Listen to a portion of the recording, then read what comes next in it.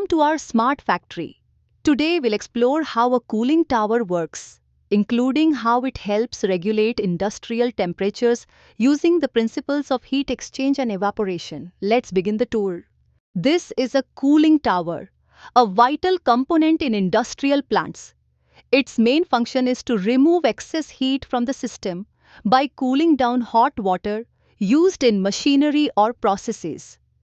Warm water from the factory is pumped to the top of the tower, where it is sprayed over fill material to increase surface area and maximize cooling. Fan stack, outlet, top open area of the tower. This allows hot, moist air to rise and escape upward via natural or forced draft.